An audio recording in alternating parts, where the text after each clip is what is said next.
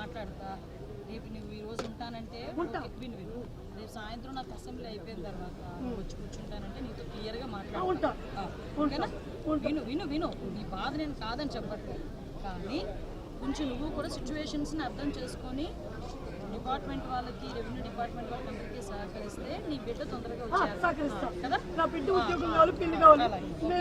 ఈ బిడ్డను మీరు చదివియాలి, ఈ బిడ్డను కూడా ఎత్తుకెళ్తారు, కానీ ఈ బిడ్డను కూడా మీరు చదివి నాకు వద్దు. ఈ బిడ్డల్ని భరించలేని చంద్రయ్య నాయుడు వీళ్ళందరూ కలిసి నా కూతురు వ్యభిచారంలో పెట్టి ఈ వాటికి 2 సంవత్సరాల నుంచి పిచ్చి కుక్క తిరిగినట్టు ఆఫీసులు అన్ని తిరిగిన చంద్రబాబు నాయుడు గలతబట్టే ఆయన గలవనీరు, లోకేష్ బాబుని గలతబట్టే ఆయన గలవనీరు, పాలిసి ఏళ్ళు గలతాబట్టి ఎవరిని గలవనీరు. ఆడిపోయినా పిచ్చిది మెంటల్ తేటారు.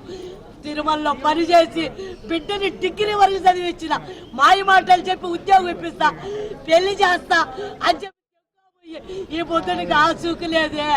తిరిగి తిరిగి తిరిగి దుర్గమ్మ దర్శనం చేసి పొద్దున్న లేచి పవన్ కళ్యాణ్ కలుద్దామని ఇక్కడికి వచ్చిన. హోంమంత్రిని 3 సార్లు కలిసిన, చేస్తా వెళ్ళు అనేది. ఇప్పుడు వరకు నా బిడ్డను ఆసూకే లేదు. దయచేసి నా బిడ్డను విచారంలో వచ్చి బయట పెట్టండి, దయచేసి నా బిడ్డను ఉద్యోగం ఇప్పించి పెళ్లి చేయండి.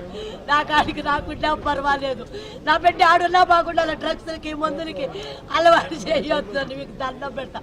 సీఎం సారు విచారం తిరుమతలో ముమ్మరంగా నాలాంటి పేదోళ్ళ పిల్లకాయలందరూ విచారం పెడుతున్నారు. నా బిడ్డను మాత్రం కాపాడుతండ్రి, నేను కష్టపడుతున్నా తిరుమలలో.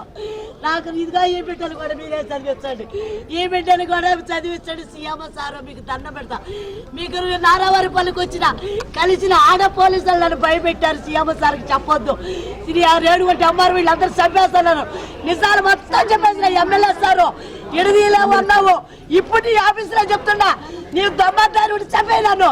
మీ పియ్య కూడా మా ఇమి చేతుల్లో ఉన్నాడు, చంపేయండి, అందరూ కలిసి చంపేయండి. మా ఏమన్నా చేసుకోండి. తల్లి పోరాటం ఎంత బాధ అంటే, ఏ తల్లికి ఏ పేదవాళ్ళకి వ్యాపారం పెట్టి తల్లుల్ని ఆఫీసుల చుట్టూ తిరిగి తిరిగి తిరిగి కొట్టినారు. డిఎస్పీ ఆఫీస్ కాడికి పోతే ఈ విధంగా కొట్టారు, కలెక్టర్ ఆఫీస్కి పోతే ఈ విధంగా కొట్టారు.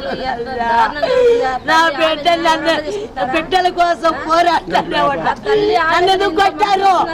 నా బిడ్డ కోసం పోరాటం తప్ప 20 ఇండ్లు ఖాళీ చేయించారు.